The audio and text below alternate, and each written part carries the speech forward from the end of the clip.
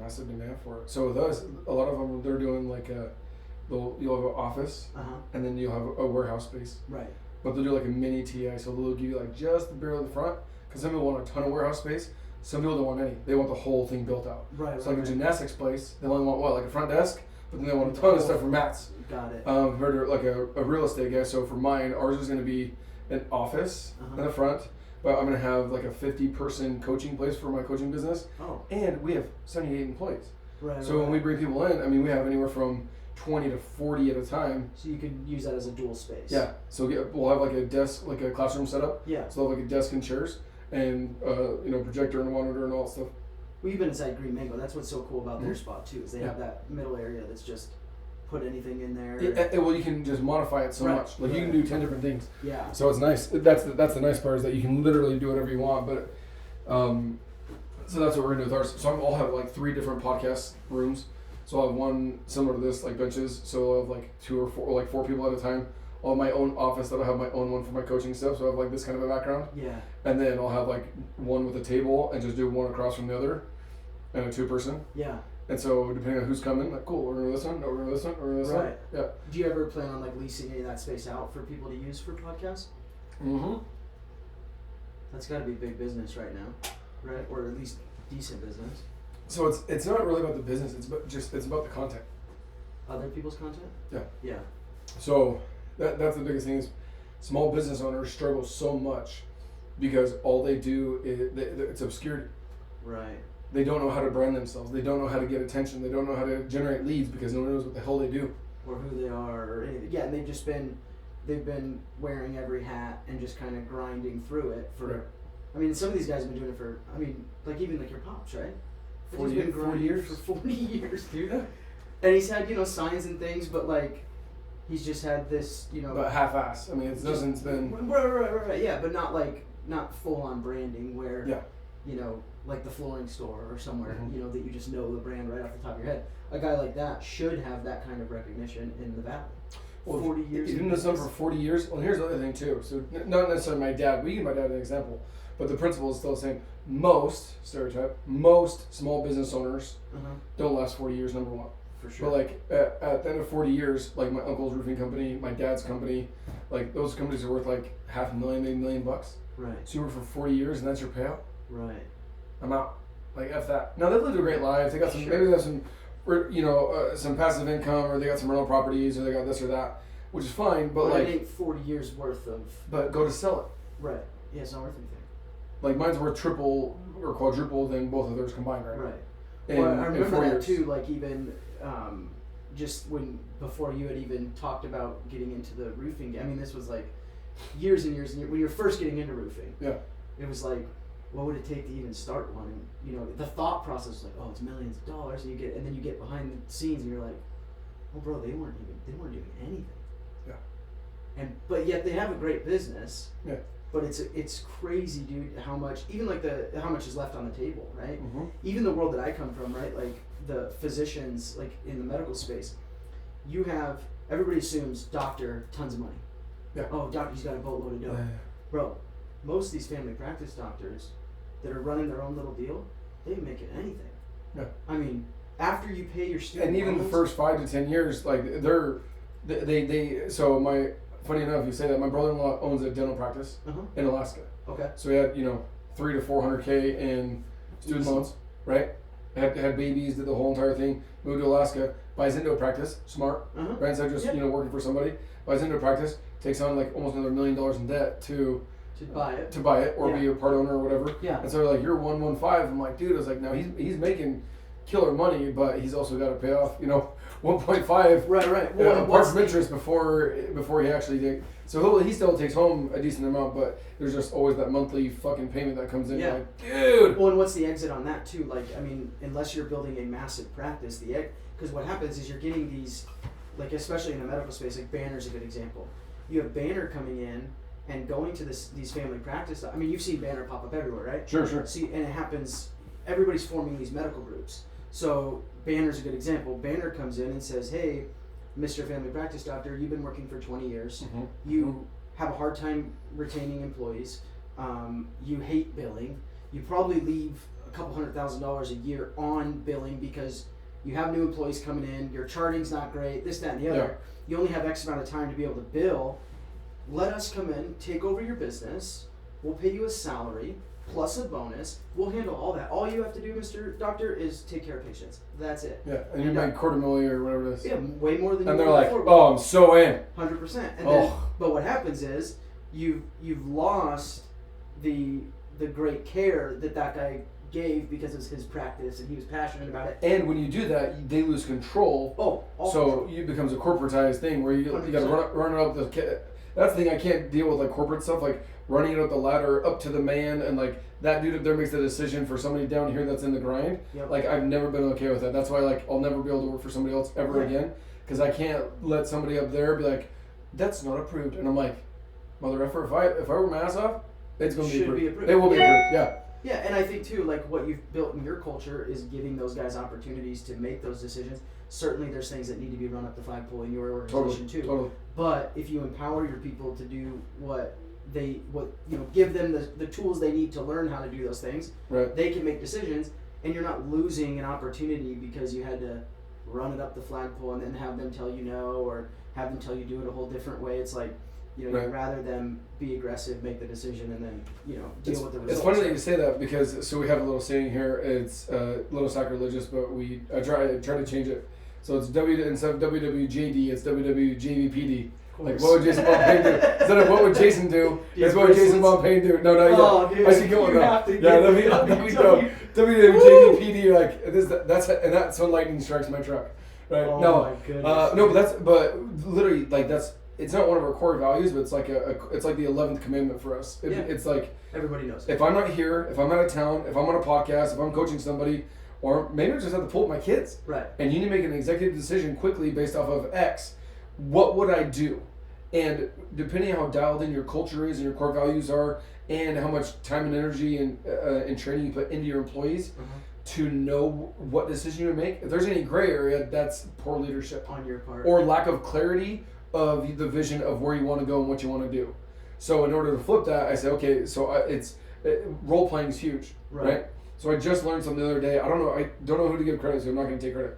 It was a reel on Instagram, and they call it a 1-3-1. Okay. And a 1-3-1 is somebody brings you a problem, right? An employee, doesn't matter their leadership, anybody. 1-3-1. They bring you a problem. They have to bring you 3 possible solutions. Okay. 3. Like, hey, I got in a car accident. Cool, there's a problem.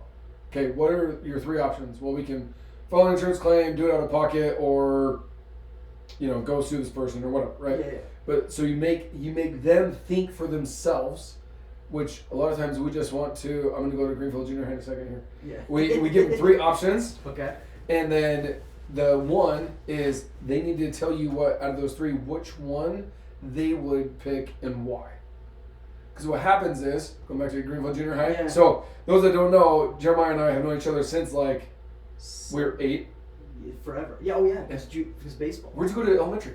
I went in Mesa, so I was over at Mendoza. Before you moved? Yeah, before I moved. Okay. But I moved over to Gilbert in the summer between 5th and 6th grade, and that's when I started playing. So that's we're 10. So I went to Greenfield and Sonoma. Yeah, so I went to 6th grade. I was at Finley Farms. Finley Farms. Okay. Yeah. So we met in basically 7th grade. But we played baseball at Gilbert American prior to junior high school. Oh, that's true. In fall ball. Yeah. Back in the Eric Bell. Crossroads Park, baby. Eric Bell days, dude. Oh yeah. So anyways, so that being said, so in the cafeteria at Greenfield Junior High, I remember this. It's give a man a fish, eats for a day. Teach a man to fish, eats for a lifetime. Right. And I feel like in small business owners, what we suck at the most is we know the answer, and so instead of us teaching and coaching our team players, right, on our team or employees to literally think for themselves and think what they would do and what the best interest is of the client or whoever it is to come up with that solution, then implement, we bypass all that and say, do that. Right. Why? It's easier. It's easier. Oh, yeah. It's faster. You've already told them. If you told them the right answer, it's much less likely they're going to mess it up. Right. Because if they think for themselves, like, what if they're thinking the wrong thing? And what if they could, like, why would you do that? Well, you told me to, think for myself, boss. It's like, holy shit. Yeah. Right? But then there's that next level of, the training and the culture and the core values that you keep pushing to them, to where when a decision has been made and they have to make it, it's so parallel and so symmetrical with what it's doing that it's the best decision 98% of the time. Yeah, and I've always, like, one of the things that I always struggle with is taking, just, again, taking it on myself. Mm-hmm. So much so, like, kind of talking about my career in the sales space on the medical side, we have tons of things that are broken on the back end, right? And here's what happens. Problem arises.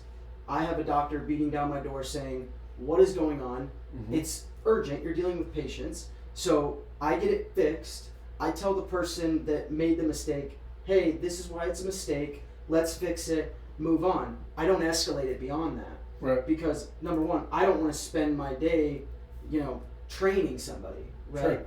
But or babysitting, yeah. Totally.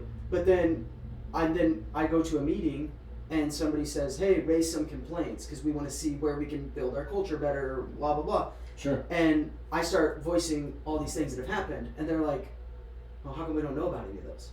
I'm like, well, I didn't run it up the flag. So then what happens is by not taking it and escalating it, sure, it creates a culture problem. Yep. Because animosity. Totally. Mm-hmm. And then totally. So That's it's great. like this. That's great. For me, it's always this tough thing of like, okay, hey, let's say customer service rep forgot to contact a patient, right? What very small. Sure. Doctor calls me 3 weeks after we got the order. Mind you, this was supposed to be done in 3 days. It's 3 weeks later. Doctor says, hey, what's going on with this patient's equipment? Oh, this should have been done, doc. Let me figure it out. Find out customer service rep dropped the ball, totally biffed it, right? I call doctor back and say, hey, we totally biffed it. We're on it. We're getting them called today. Equipment's going to get to the home. Patient's going to be taken care of. All is good. Doctor's thankful that we were honest about it. Yeah. Owned it. Yeah. Great, right? Then I don't do anything with it from there because I just don't want to take it to their manager or whatever else. Mm-hmm. But then I can't fault that customer service rep for screwing up again, right. or again. Right. And that's been the biggest problem in our industry is all of these salespeople are so, they have so much, what's the word I'm looking for? Like ownership over their accounts. Mm-hmm. They don't want anybody internally talking to them because they can mess something up.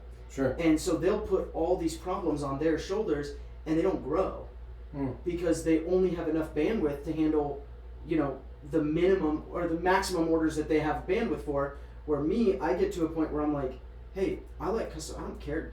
My job is not to follow up patients. My job is to get orders to come in. Your job is to follow up the patients. So I'm like the lame duck in our organization because I'm always telling everybody, hey, yeah, call my accounts. Do that. That's what you get paid for. I get paid to bring it in the door. You get paid to do fulfillment. And when we get into these meetings, though, everybody has all these things to complain about. I just kind of sit back because I've handled so many things on the front end that even my voice of complaining, because I haven't addressed it at that time, it just seems like complaining. It's not, there's nothing valuable that comes from it. But if I did a better job at escalating it and we could learn from it, right, then it changes the culture. And that's been the coolest thing for me to see with, like, I remember the day I walked out of my house in Cottonwood Crossings, dude, and you were landscaping the park. Oh yeah, dude. Remember TMC, baby. Dude, I'll never forget this, bro. Like, Jason's You're like, riding a lawnmower. What up, dude? I'm like, what are you doing? He's like, I'm getting ready to go on my mission, dude, and I'm learning Spanish before I go on my mission.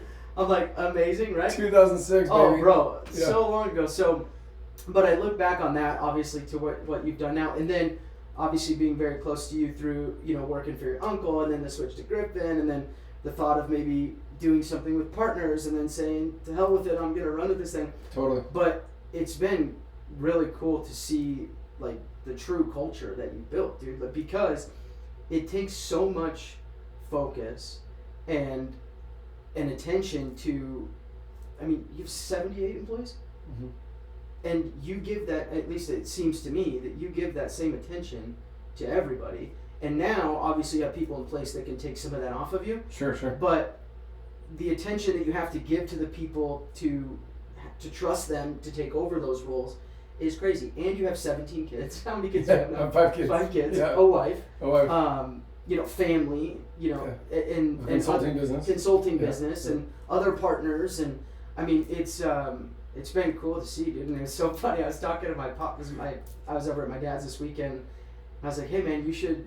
He's on Instagram, but he's like one of the creepy profiles without a picture, you know. Is that guy? Yeah, he just like likes my brothers because my brothers like kind of pseudo whatever. Sure. And I was like, dude, you should really follow Jason Payne's journey. He's like, Jason Payne from baseball, Jason. I'm like, yeah. He goes, dude, he was such a wildcat. How could he's doing all that? And I'm like, yeah. He goes, where does he have time? I'm like, dude, he just figured it out and did it, you know. And my dad's whole grief, like his entire life, he's done very well for himself as every job he's ever had, but he's never been able to like break that barrier of doing it on his own. So he's has a ton of admiration for those people. And I was like, dude, you should follow and he just couldn't believe that. And I was like, dude, so I started showing him some of your videos and kind of where it's going, and man, it's just been cool to see the whole deal, bro. So that's the thing though. So so when I almost went into business with a guy named Connor and a guy named Lou, this was right or during Griffin days, right? Yeah, as I was exiting Griffin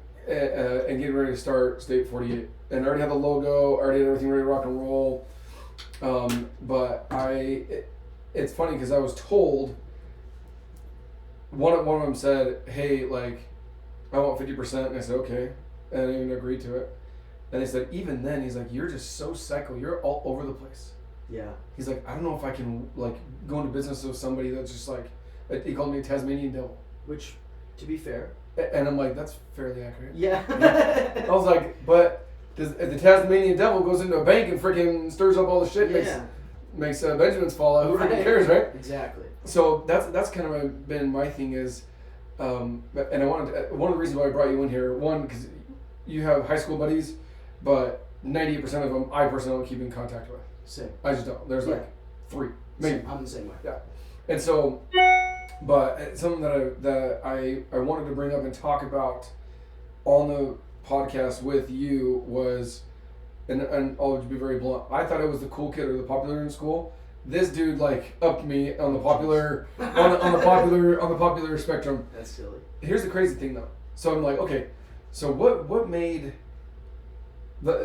life is all about relationships. Mm-hmm. Business, big time, is all about relationships.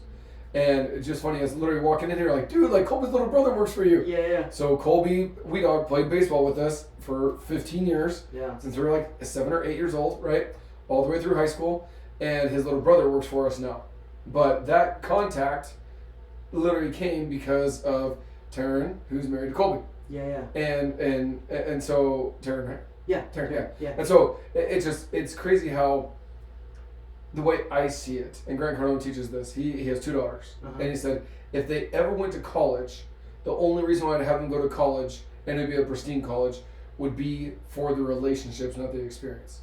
Like you're gonna lose jack shit, you're gonna learn jack shit. But the relationships... if you want to go be a doctor, be an accountant, if you have a definitive career that you want to do, I think college is perfect for you. Luke Siebold did that. 100%, dude. Yeah. Gangster doctor. Oh, he's a beast, dude. And funny, I used to, when he was in his residency, I used to see him at Banner all the time. Oh, really? Yeah, and Josh Niska. Niska too. He's in radiology oncology. He went to Harvard Med. I mean, Abe, those type of guys. Those kind of guys, like, I mean, it's kind of funny, dude. We had 3 or 4 guys that went to school with that ended up Harvard Med. I mean, just crazy, right? But I think that person, dude, it's perfect for them. Because that person is so dedicated, they are gonna do the schooling, they're gonna have some fun experiences, and they're gonna find their career, and that's what they're gonna do. And you know that. A guy like you, a guy like me, I mean, dude, I tried college at CGCCU, dude, Chandler Gilbert Community College University, and I tried it for a semester, and I'm sitting there like... I did 1.5. He's way more than me, dude. and I was just I felt so stupid. Because, not that I didn't understand what we were doing, but number one, I get done with school, the last thing I want to do is go study and go, like, I have other things I want to do. Yeah. And then my attention span in school, because I'm not that interested, if it's a topic I'm interested in, all for it, dude. I'll sit there all day long and, you know, I'm into it. But I just couldn't bring myself. So I come from no money, so I couldn't just go play in school. Right. But I wish I could have gone for the experience, because I probably would have gone to like U of A, joined a fraternity, all these like rich kids from California, dude, like those are good people to know. Yeah. And I couldn't agree more. I think that if you don't know what you want to do, you can still go to college, but just go and meet as many people as you can, be friends. Dude, but that's sorry to cut you off. No. That's what I'm trying to get at though. So with me, it's like the power of relationships. But I was doing this as a freshman and sophomore and junior in high school. Mm-hmm. College, I didn't have a college. College wasn't a thing for me. Yeah, but like you got a better education doing what you did. Oh, totally. So my brother, love my brother to death. He actually owns his own roofing company. But he went to Utah State for 4 years, played lacrosse, and went to school. Well, he doesn't use any of his schooling as a business owner, as a roofing contractor. 0.0% of what he learned there is he able to implement into Maybe his learning job. how to use Excel. High five. Yeah. And guess what? I pay somebody $50,000 a year and I have an assistant that does it for me. It's Because I suck at Excel. Right, Nor do I want to. Right. So, but the other part is like, but that's 4 years that I was able to, and that's the thing is, don't burn bridges, like, and build relationships. Like, anybody you come into contact with, build relationships with them, and get to know them, and find out who their family is, and see how you can add value and help them, right? Like you refer me all the time just as a buddy, like, dude, like Jason. But that thing is, you also got to like build something. You also got to like do something worth building, right? But like, dude, I tell you all the time, I get referred at least once a week by somebody that I know from high school that I literally haven't seen since 2005. Yeah, well, It was 18 years ago, dude. No, I know. Well, when you said Alex the other day when you were golfing, Alex Glover, dude. Yeah, my freaking roofing supplier. I saw his picture and I'm like, I know exactly who that is, but I don't know who it is because it's been 20 years. Yeah, and you haven't seen him since high school. I haven't seen him. Ah! Well, and here I was telling my wife this the other day. It's so interesting because we see these people like, I mean, Gilbert's a tiny place, right? You go into a gas station, you're gonna see somebody that you at least recognize. Yeah. And facial recognition. 100%. And so my problem is like, because you see these people on social media all the time, it feels like you saw them yesterday. Yes. And so, like, Aaron Polanco was in town this was probably 6 or 7 years, maybe even longer than that now that I think about it. He's not in San Diego anymore, right? Isn't he? Nashville. He's in Nashville. Yeah, he Yeah, bought he's an in- awesome yeah. house in Nashville. He's in the South. But he came into town and he went and worked for Zach Miro back in the day. Yeah. And That's control. yeah, Yeah. over in California. And so Aaron was like, hey, dude, come out to lunch with Zach and I. And I was like, oh, great, yeah, dude. Zach and I were homies. We're really good friends. When I went to lunch, didn't have any, it didn't register me. I haven't seen Zach in 10 years at that time. But yet, I see him on social. I know his whole family. Yeah. I know his wife, His whatever. business. Yeah, and I'm like, so when I see him, I start talking to him as if, like, we were homies. Like, we just, but then I'm like, oh, yeah, you've had 4 kids since I saw you last. Or you've bought 12 houses. Or you've done this, you've done that. Yeah. So that's the other thing is it's super strange how we are so connected to these people, but not connected at all. Right. And you feel like, I mean, all the time I'm like, oh, I got a buddy that does that. And then I'm like, let me reach out to him. And then I realize I haven't talked to this buddy in 20 years, but I know he owns this business. So. But I follow on social media. Yeah. So I want to roll with that too. So yeah. That's the power of social media too. Like I said, Explore My Life. Not Zappello. Buffington. Hmm? Who's the one that married Colby? Taryn. Buffington. Yeah. Isn't there Taryn Zappello? There was 2 Tarans for sure. I don't Okay. know what the other So, ones but are. she's the other one. Sorry. Yeah. Okay. She So we did her roof. She moved in downtown Gilbert. Yeah. Older home. I haven't seen her since 2005. Yeah. But she follows me on social media. Hey Jason, hope you're doing well. You want to come do my roof? And I'm like, sure. Well, think about it, dude. That's 3,000. We went to school with 3,000 plus people. Yes. So that's 3,000 people right out of the gates that you just have a direct connection with. Dude, I'm telling you, man, it's insane. Like Eric Navarro's parents. Yeah. I worked on their house. Some other kid that we played baseball with. His dad that lives in How often do you forget Sonoma Ranch. people, though? Oh, dude. Yeah. Oh, it's so bad. Oh, yes. So you They remember you. You played so and so, and I'm like, yeah, totally, brother. No idea. Yeah, right. So I have to like go back to like yearbooks or like stalk people on social media.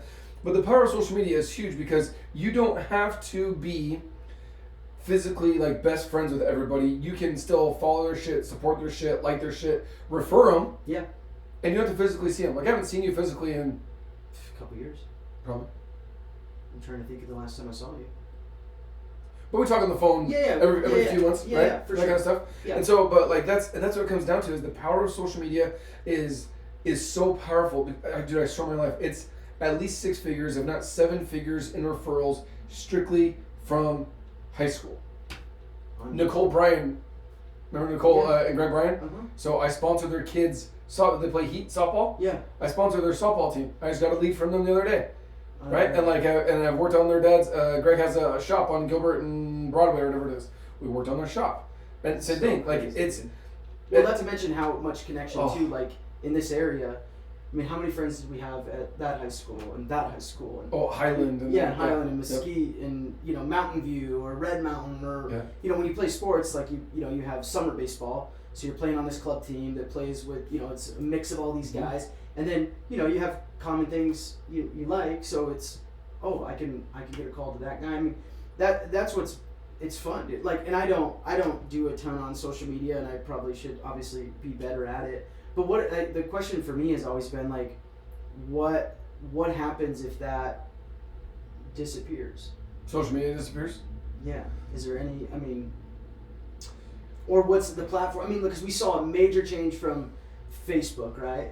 Like, we're old enough to know. Like, I remember I was over. Remember Chase Seiler? Do you remember Chase Seiler? Ish. He got in that bad car accident when we were kids. We were with Fish and those guys? No. It was with it was our freshman year. Like, anyway, really good skateboarder, had a terrible car accident. Anyway, but Chase was. I remember being at his house, and remember Brian Mistro? Yeah. Totally. So he did it at Heidi. Yeah. Oh my gosh, he did.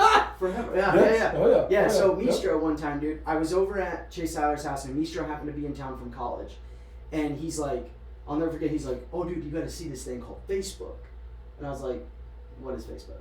And he's like, well, and I wasn't in college, so of course I didn't have a college email address. Sure. So you couldn't even sign up with Facebook without a college email address. Yep. And so he's like, oh, dude, it like connects everybody in school. And he's like, we pick up chicks on here. And he's telling me this whole thing. I'm like, oh, this is amazing, right? So then replace MySpace. Yeah, replace MySpace. So then Facebook comes, and then now it's like, the kids, right, are like, if you're on Facebook, you're 60 and older. If you're on Instagram, now you're 28 to 50, and then the rest is Snapchat and TikTok and everything else. So like, I guess right now it's like, who cares about? I mean, I know a ton of people are generating business on TikTok and Snapchat, but like, is it? It has to be here to stay, right? Some form of social media now. Well, here's the thing. So it's funny you bring that up. In my opinion, it's all about adaptation. Okay. So Threads came out, right? So Elon bought on Twitter, the whole rebuild there. And then Threads rolls out, and I know people are like, I'm not getting on Threads, it's dumb. There's that what was it called, the house, something house, that was it was like chats that you get on. Gosh dang, anyways, case in point, exactly, we forgot what it was. Yeah. But social media in and of itself, I personally believe is not going to go away. It just might get better, or it might get platform might change. Or... Yes, there might be a new Elon Musk coming out or Zuckerberg's 2.0 type deal, but the way I see it is, it's the power of networking. And at the end of the day, what do we go back to? What do our parents do? Right. Knock on door, brick and mortars. Yeah. Right? Which still blows me away. We still do that. It blows me.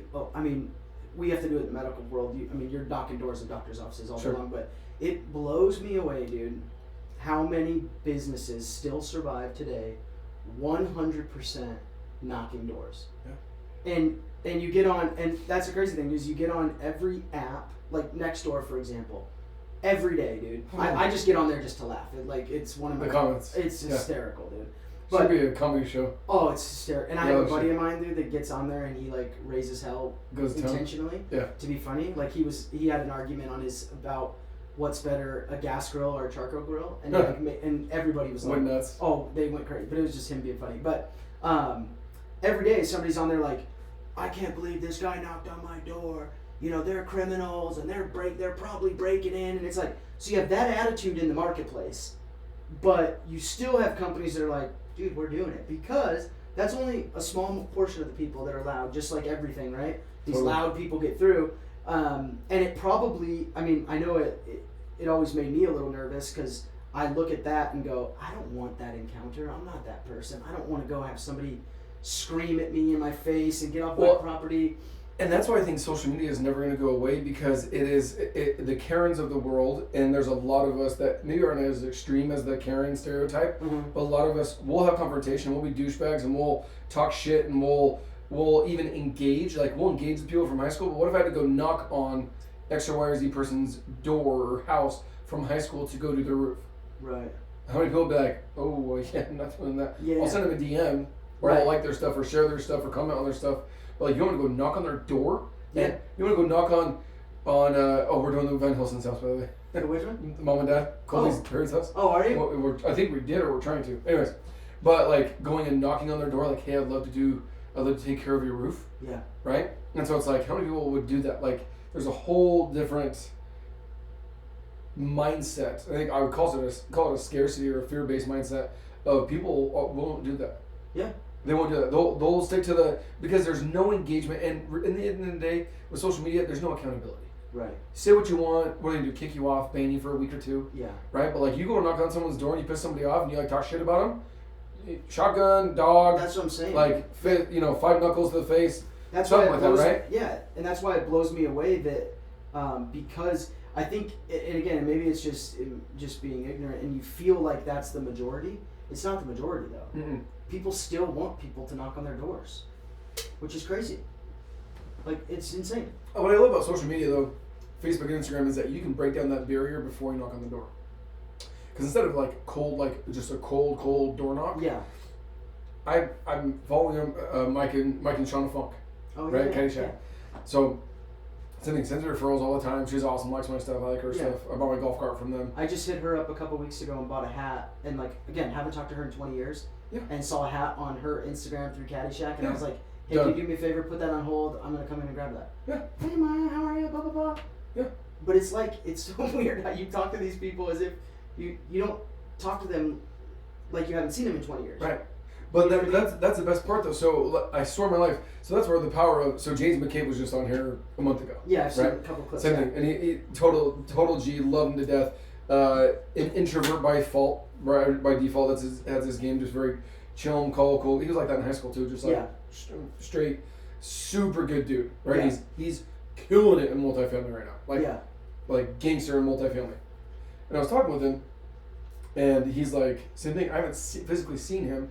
I run into him like a wedding reception or something church related, or this or that. But then I haven't seen him for years. But I'm like, dude, but he's been following my stuff. I'm following his stuff over and over and over again. But what happens on social media is you can build so much credibility and rapport with somebody without ever seeing them. Right. But when they need your services, you are not a guy. You are The guy. Yeah. Like the level of credibility and power to be referred by somebody on social media with me. If they've been following me, I've been on social media since 2010. Right. Like I've been Consistent. I joined Facebook. Yeah. Yeah. I gangster the past 5 years. Yeah, I was gonna say probably 4 or 5 years of you just like. Yes, because I've been doing you're gonna Safe Ray see for me. 4 and Griffin for so at least 5, and probably 2 or 3 years before that. So about 8 years Yeah. out of 14. But still, the first 5 or 6, I was just doing it just to do it. But the past 4 or 5 years, I'm like going hard in the paint with it to where I have people referring me that have never used my services that I haven't seen since 2005. Yeah. But they've seen my stuff on social media, and I've built so much credibility and trust and rapport online. And they feel like when they refer you that they know what they're getting. Yes, Without but I've never without touched a roof. Yeah. Like you're case in point with you. Jason's the only dude that'll let touch my roof. He's fucking gangster. He's pop. But guess what? I've never touched your roof. Right. No, I know. I've never fixed. You would. Like You're the guy. I that's did your parents' house. I did your mom's house.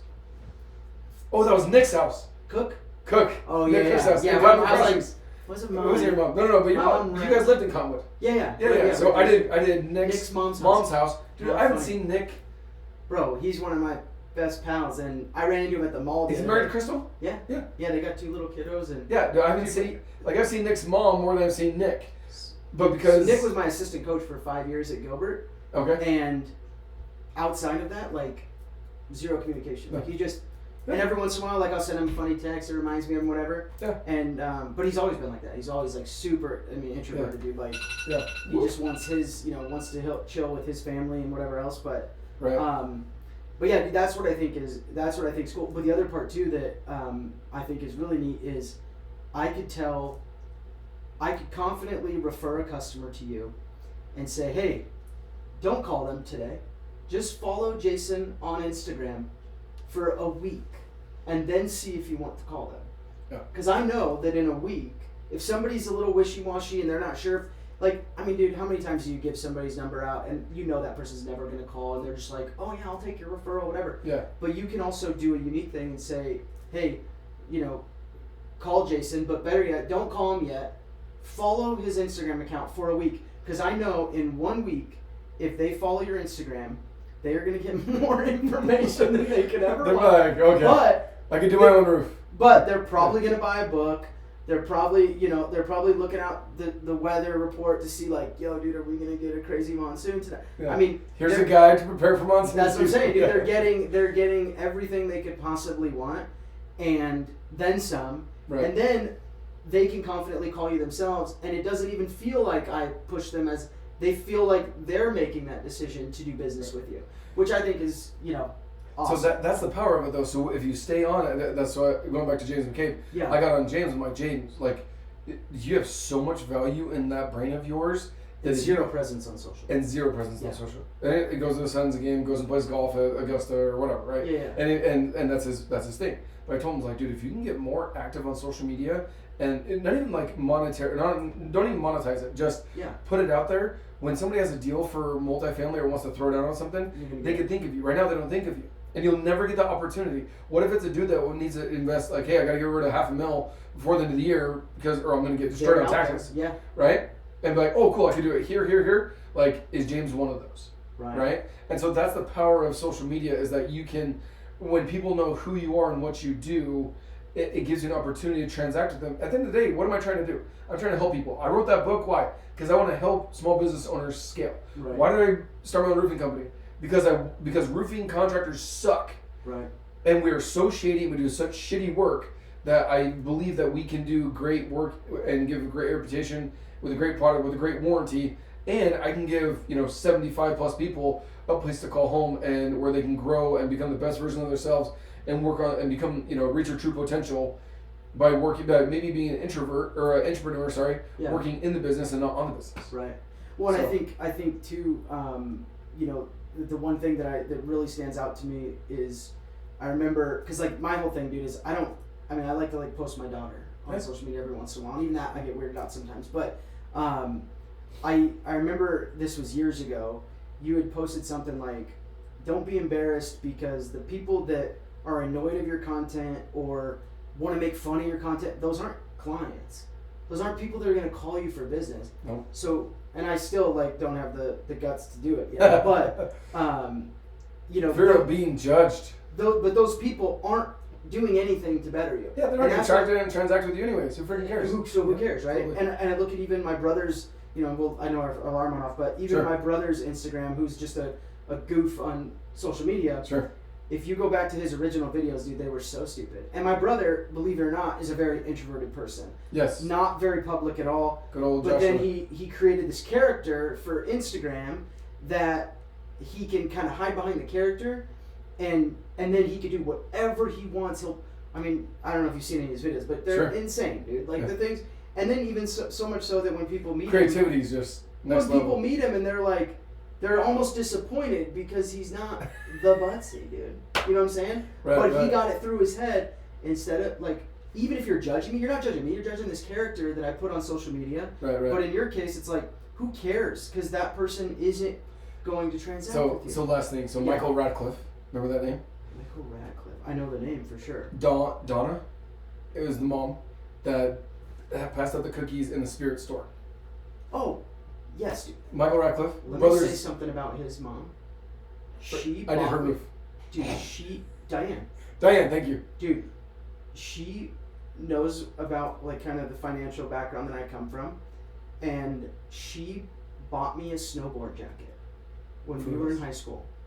And I don't even know if anybody knows this, dude, but she came to me one day, and because I was getting ready to go snowboarding, and I think I might have asked to borrow a jacket or something, and she bought me not only the jacket that I wanted, because I worked in the spirit store 1 hour a day with her, and and it wasn't like I was big asking for it or any. I mean, you were talking about.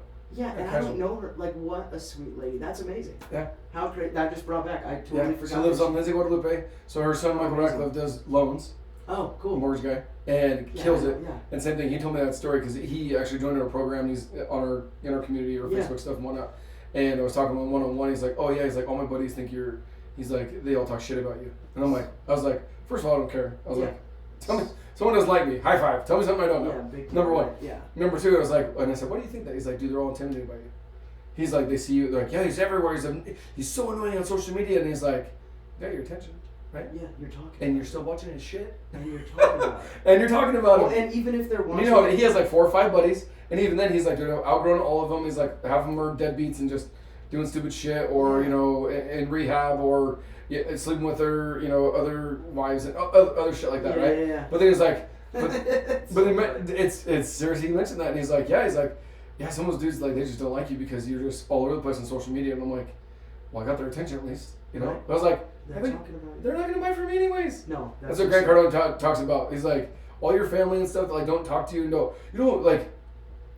Quit sending me emails. Quit promoting this. Quit promoting that. Bro, you're gonna buy it anyways. It's not for you. Yeah. Like unsubscribe. I'll hit you back up later. Yeah. I will get you on the rebound. Anyway, so we gotta do this again, man. Absolutely. So, Jeremiah Butler, one of my good buddies from good old Tiger Pride days, Greenfield Junior High days, Guild American, you name it, man. I will say one thing, dude. Going back to last thing in sales. Okay. I'll never forget, dude. In 7th grade, Weeples. Weeples? Okay. Do you remember when we had to go door to door selling magazines? Yes. Okay. So. What the hell is a Weeple? It was those little stupid fuzzy balls with faces on them, and that's what we got. And number 1 seller of magazines in 7th grade was me. Number 2, me. JVP, dude. Dude, how about okay, last one. How about this, right? Yeah. How about when we bought? My dad helped me. I went and bought Folkleys from Rocky Point. The red ones, dude. Yes, I bought 20 pairs of Oakleys for $5 a piece. My dad gave me $100, and I said, "Hey, my first $100, I'll pay you back." And I went back and sold all of them for $20 a piece. Everybody wanted M frames, dude. Always. Had to have them. Yeah, it was the coolest thing. They're all Folkleys, and literally the O's like scratched off, or there's not an O on the side. Paint would stick to your face. Yes. Oh yeah. Like peel it off, and like the yellow's coming off. And that was my entrepreneurial game from day one. Was literally bought them for $5 a piece. About 20 of them. Brought them back, sold to all the baseball buddies at $20 a pop. Made 15 after paying my dad back. So good, dude. And made $350. Which in was 7th grade. $1 million. In 7th grade. Yeah. Oh. So. Dude. Alrighty, guys, you listened to the Sexy Business Status podcast with my boy Jeremiah Butler. Dude, thanks for being on. Thank you, man. Banana phone.